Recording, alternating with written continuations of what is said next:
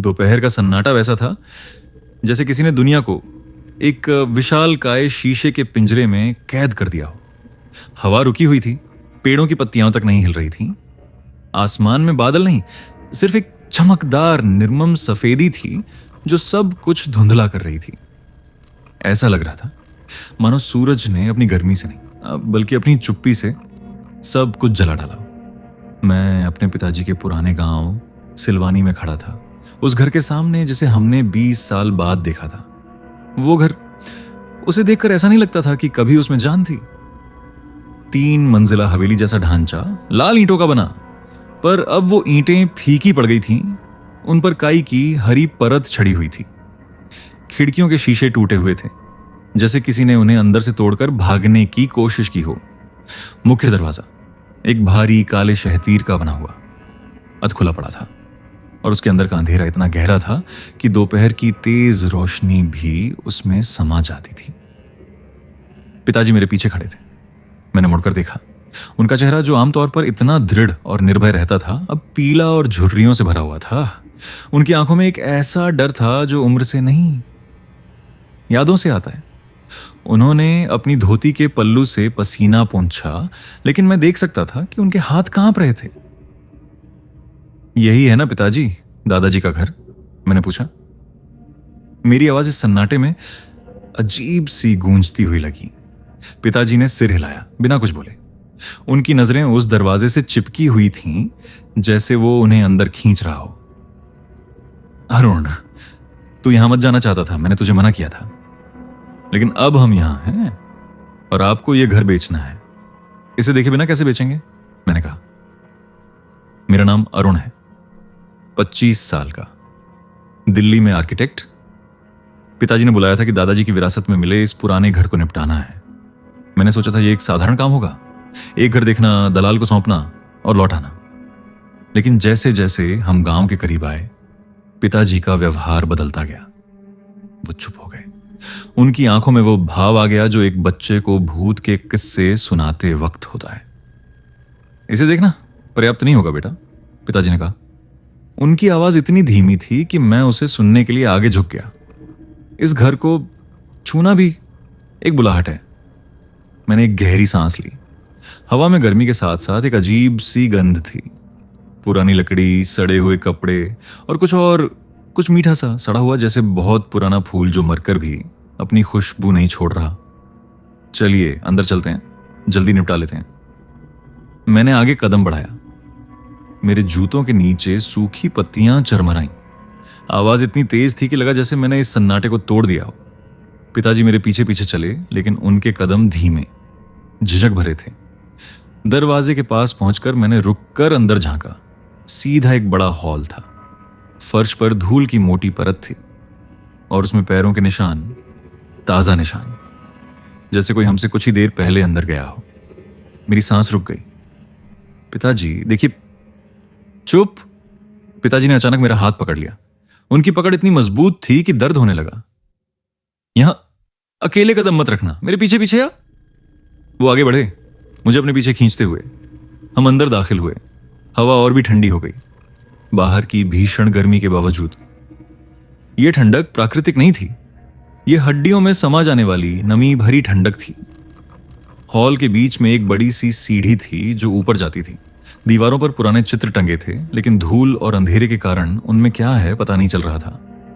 तभी ऊपर से एक आवाज आई, कर्रर कर्रर, जैसे कोई भारी फर्नीचर खिसक रहा हो। मैंने ऊपर देखा। सीढ़ियों के ऊपर का हिस्सा अंधेरे में डूबा हुआ था।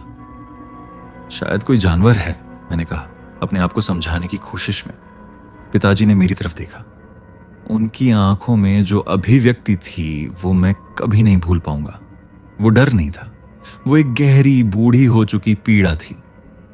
यहां कोई जानवर नहीं रहता अरुण, यहां सिर्फ वो रहता है जो जानवर से भी बदतर है। उन्होंने मुझे हॉल के एक कोने की तरफ ले जाया, जहां एक बंद दरवाजा था। उस पर एक पुराना जंग लगा ताला लगा हुआ था। पिताजी ने अपनी जेब से एक चाबी निकाली, एक अजीब सी चाबी, लंबी काली, जिसके सिरे पर एक उल्टा स्वस्तिक बना हुआ था। यह चाबी तुम्हारे दादाजी ने मरने से पहले मुझे दी थी, उन्होंने कहा था। इस दरवाजे को कभी मत खोलना, लेकिन अगर तू कभी लाचार हो जाए तो खोलना, और जो तुझे दिखे उसे भूलने की कोशिश करना। पिताजी ने चाबी को हाथ में लेकर देखा जैसे वो कोई जहरीला सांप हो। यहां क्या है? मैंने पूछा। वो कमरा जहां तुम्हारे दादाजी अपनी साधना करते थे, पिताजी ने कहा। वाम मार्ग की साधना, कर्ण पिशाचिनी की साधना। ये शब्द सुनकर मेरे शरीर में एक सिहरन दौड़ गई। मैंने कभी इनके बारे में नहीं सुना था, लेकिन ये नाम कर्ण पिशाचिनी, इसमें एक अजीब सी बुराई थी। ऐसा लगा जैसे कोई बर्फीली उंगली मेरी रीढ़ की हड्डी पर फिर गई हो। पिताजी, ये सब क्या है? आप किस बारे में बात कर रहे हैं? पिताजी ने दरवाजे की तरफ देखा, फिर मेरी तरफ। उनकी आंखें नम थीं। मैंने कभी तुझे नहीं बताया, क्योंकि मैं चाहता था कि तू इससे दूर रहे। लेकिन अब जब तू यहां आ गया है, तुझे पता होना चाहिए। वो धीरे धीरे बोलने लगे। उनकी आवाज एक फुसफुसाहट में बदल गई, जैसे वो डर रहे हो कि कोई सुन लेगा। तुम्हारे दादाजी, वो सिर्फ एक जमींदार नहीं थे, वो एक साधक थे, तांत्रिक। लेकिन वो साधारण तांत्रिक नहीं थे। उनकी रुचि वाम मार्ग में थी, काले जादू में। और उनकी सबसे बड़ी इच्छा थी कर्ण पिशाचिनी को सिद्ध करने की। कर्ण पिशाचिनी क्या है? पिताजी ने अपनी आंखें बंद कर ली। हिंदू मिथोलॉजी में पिशाचिनों की एक श्रेणी है, कर्ण पिशाचिनी। वो सबसे शक्तिशाली है। वो सिर्फ रक्त नहीं पीती, वो अपने शिकार की चेतना, उसकी यादें, उसकी आत्मा का सार खा जाती है। और जिसे वो छू ले, वो उसकी इच्छा का गुलाम बन जाता है। उसे सिद्ध करने के लिए भयानक संस्कार करने पड़ते हैं। मानव बलि, नरभक्षण और अपने ही परिवार के सदस्यों को भेंट चढ़ाना। मेरा मुंह सूख गया। दादाजी, उन्होंने ऐसा किया? मैं नहीं जानता, पिताजी ने कहा। उनकी आवाज कांप रही थी। लेकिन जिस दिन उनकी मौत हुई, मैं यहीं था। मैं 9 साल का था। मैंने देखा था। उन्होंने रुककर एक गहरी सांस ली। उस दिन भी दोपहर थी। आज की तरह ही सन्नाटा था। मैं छुपकर यहां आया था, क्योंकि दादाजी ने मुझे इस हिस्से में आने से मना किया था। मैंने इसी दरवाजे के बाहर से आवाजें सुनी। दादाजी की आवाज और एक औरत की आवाज, एक ऐसी आवाज जो इंसानी नहीं लग रही थी। वो औरत कह रही थी, मुझे और चाहिए, मुझे तुम्हारा खून चाहिए, तुम्हारी आत्मा चाहिए। फिर चीखें सुनाई दी, दादाजी की चीखें।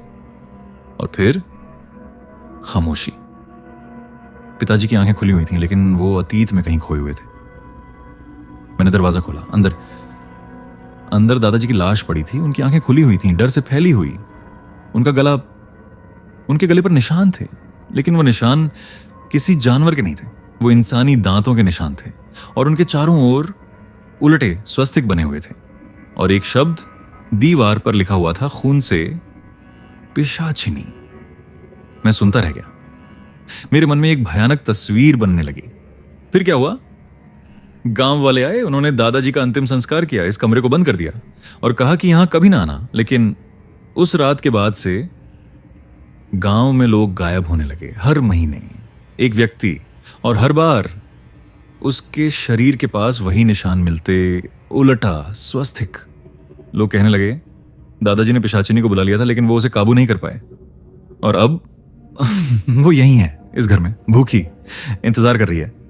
तभी ऊपर से फिर वही आवाज आई, कर्रर कर्रर।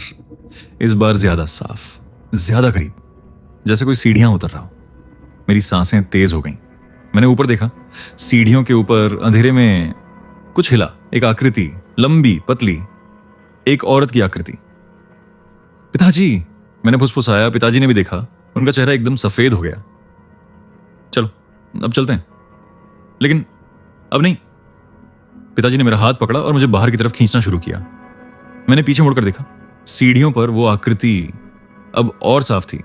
एक औरत सफेद साड़ी में, लेकिन उसकी साड़ी पर काले धब्बे थे और उसका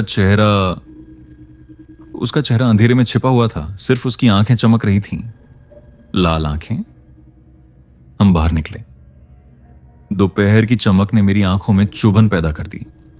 पिताजी ने दरवाजा बंद किया। उनके हाथ इतना कांप रहे थे कि वो ताला ठीक से लगा नहीं पा रहे थे। पिताजी, हमने जो देखा, कुछ नहीं देखा, पिताजी ने कहा। उनकी आवाज में एक आतंक था। हमने कुछ नहीं देखा, समझे? ये बात किसी से मत कहना, किसी से नहीं।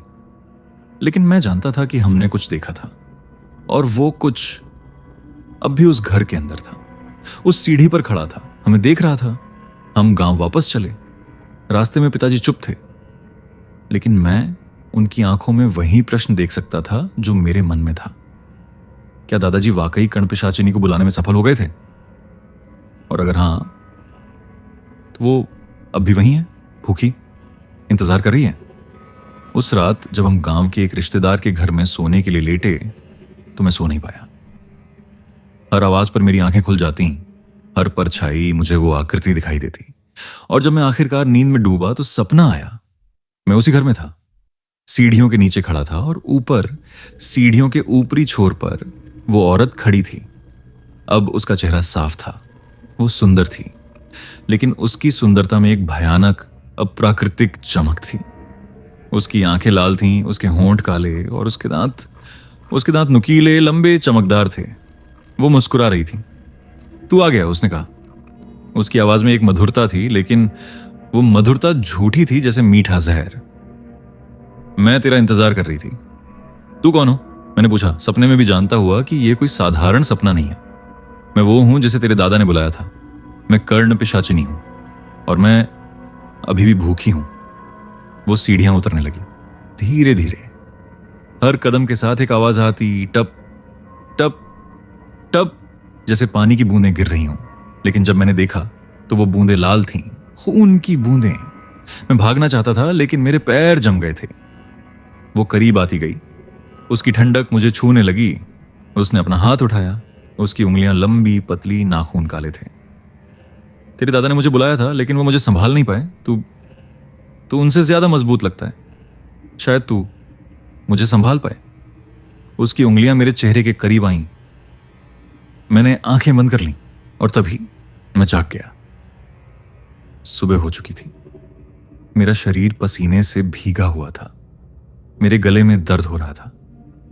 मैंने शीशे में देखा, मेरे गले पर 5 उंगलियों के निशान थे, काले जले हुए से निशान। यह कोई सपना नहीं था,